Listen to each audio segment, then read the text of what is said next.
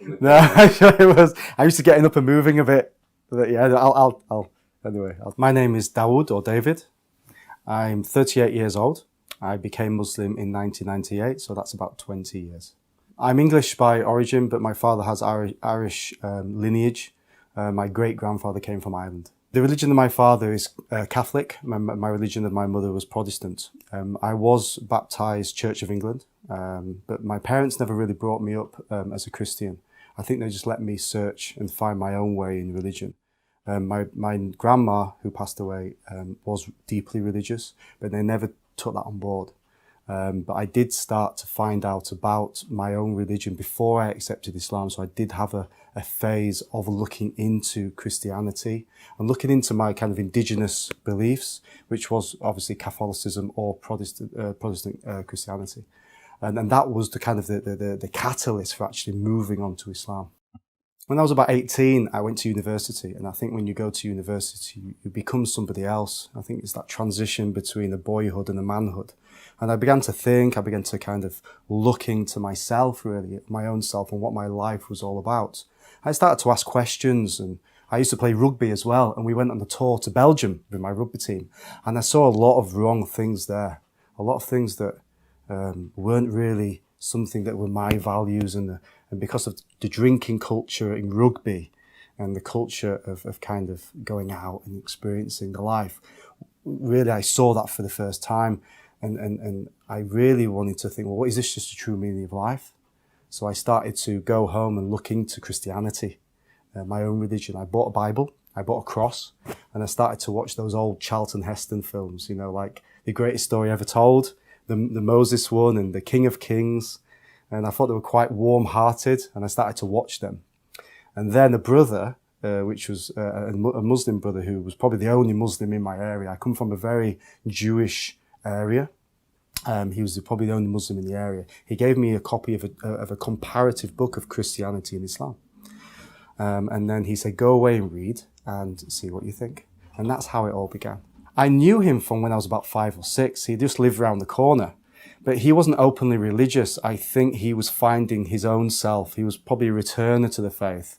And I think that enthusiasm that he was going through, he was starting to talk to me about it, unbeknowing that maybe I was also looking for something and searching and maybe soul journeying. I think that's the right word. I read it in one night and I wanted more. These doctrines that I previously started to look at and kind of learn were really getting put down, and I started to kind of develop arguments in my head saying this 3 in 1, or Jesus dying on the cross, or Jesus being God, and then Jesus then had to go to the toilet and he's God. I kind of started to logically dissect the religion in my head. I mean, I was a very kind of non-emotional person when I was a kid. I was a bit of a recluse. I think that naturally made me look at the religion that, you know, I didn't have a dream. I didn't have all these experiences. I didn't near death. I was brought up very, very well. I had 2 fantastic parents. I was brought up in more like a middle to upper class background. I was educated, and I had no real desire to kind of find out about religion. It's just something that it kind of hits you in the face and you try and brush it off, but then it comes back again and you try and brush it off and go, no, this is not happening. But it's something that I think you cannot control, this feeling or this urge to know what life is truly all about. The particular brother who lived near me was listening to a speaker that was really kind of close to him. I think he was a convert to Islam from America. And I think it kind of met well with him, and he was a very fantastic orator, and he was a very enthusiastic speaker. And I think it spoke to him, and he started to pass the tapes on to me, and I started to listen to them at home, which caused a lot of problems at home because my mother started to find these tapes in my cupboard and said, "What are you doing, David? You know, we have found these books. You become some sort of extremist." Anyway, I hid the tapes and I continued to listen to them privately. And then this particular speaker, probably about a couple of months, decided to come to the UK, and I was invited there. I went to see him, and I expressed to my friend, I just want to believe because this speaker is just saying everything. And I think because he was a convert as well, I felt as though I wasn't alone. I felt, well, if he could do it, I can do it.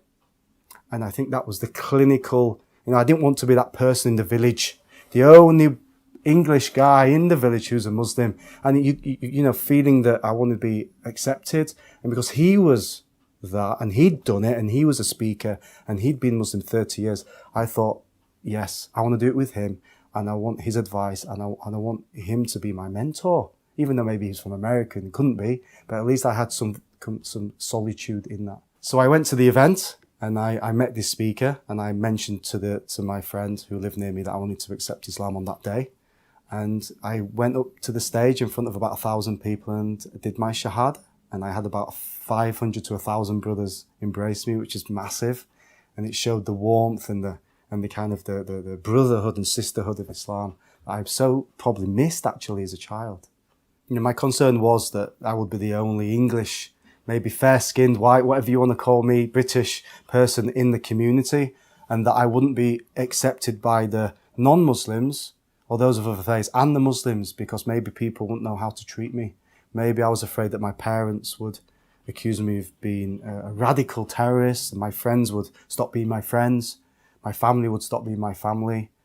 But I wanted to reassure people that I'm just the same old David, and I'm not becoming somebody else. I mean, my mum used to say to me that you're becoming an Arab, or you're becoming a Pakistani. I'm like, no, Mum, I'm English. I've just changed my religion.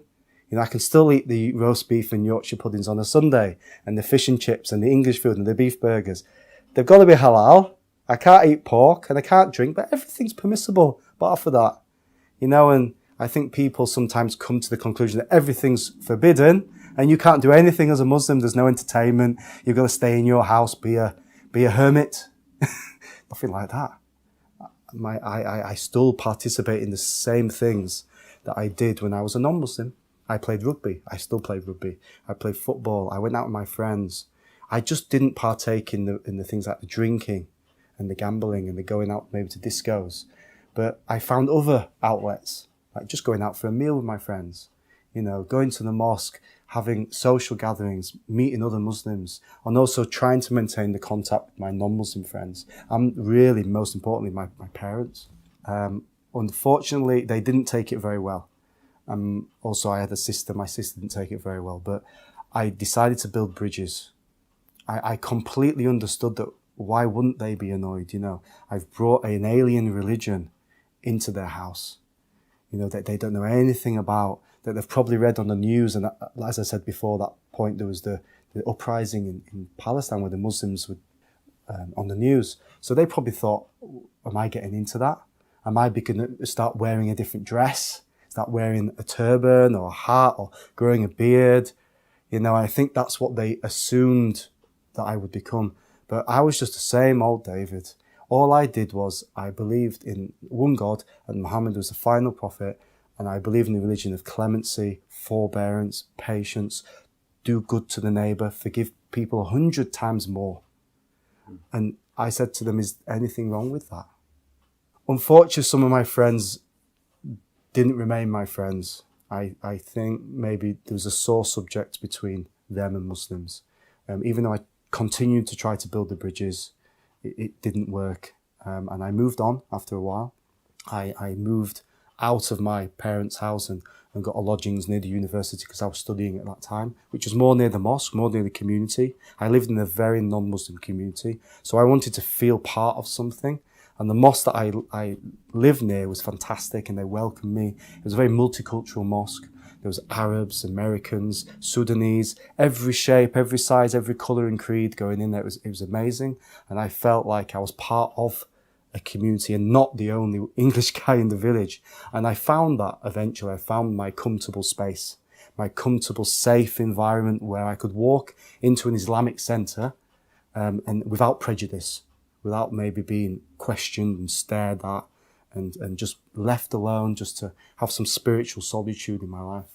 My goals are just to be the best person I can be. You know, I want to be a real person. It's not about having this bravado of fake piety. I want to be a real person to people. I want to be there for people who are not Muslim. I really have a lot of love for people of other faiths, you know, and as well as Muslims. But I really have care and concern for the people that I'm from. I'm from these people. and I have a lot of love and care for them. And this is the sort of thing I want to do with new Muslims at the New Muslim Hub here in Dewsbury.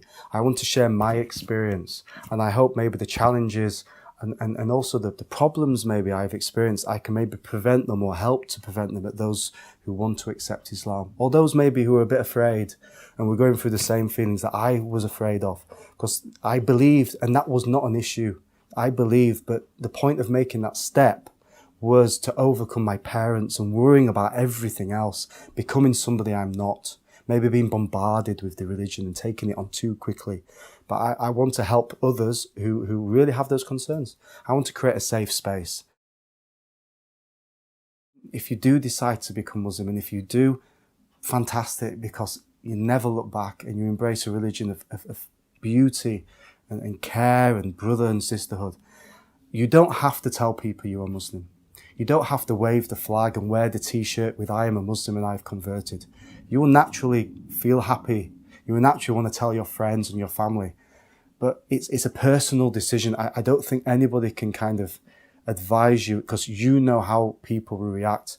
But I think when I speak to other people, new Muslims, and also myself, I probably wouldn't have told my parents I was Muslim, because I was living at home. I was at university, and I had to leave the family home because I couldn't get on with my parents after that. So I think it's a personal decision. And I think if that's concerning people, and it was concerning me, that what would my parents think? You've become Muslim, but you don't have to tell people. You tell them at the right time when you're ready.